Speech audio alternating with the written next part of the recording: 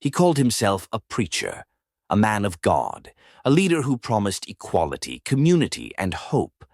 But in 1978, Jim Jones led more than 900 of his followers to their deaths in the jungles of Guyana. This is the story of how one man turned faith into fear and created the deadliest cult in modern history. Jim Jones was born in Indiana in 1931. From a young age, he was fascinated with religion and power. In the 1950s, he founded the People's Temple, a church that preached racial equality and social justice. To outsiders, it looked progressive and inspiring. But behind the sermons, Jones demanded absolute loyalty.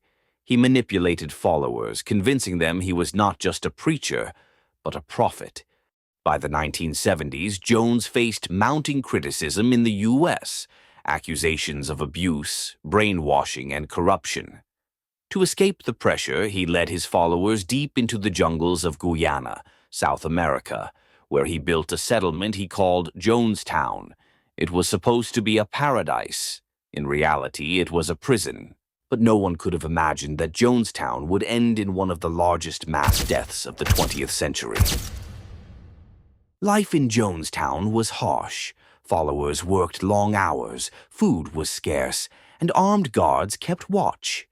Jones's paranoia grew. He claimed the U.S. government was out to destroy them. Members were forced to attend long loyalty sessions where he tested their devotion, sometimes making them drink liquids, pretending it was poison. On November 18, 1978, U.S. Congressman Leo Ryan arrived in Jonestown to investigate abuse. Some followers begged to leave with him. Jones panicked. As Ryan prepared to depart, his group was ambushed at an airstrip. The congressman and 4 others were murdered.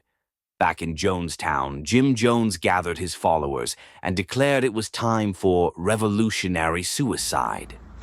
Large vats of cyanide-laced punch were prepared. Mothers fed it to their children first. Then the adults drank. Over 900 people died that night, including more than 300 children.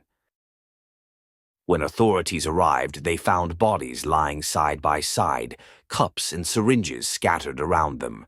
Jim Jones himself was found dead with a gunshot wound to the head. Jonestown had become the largest single mass death of U.S. civilians until September 11, 2001.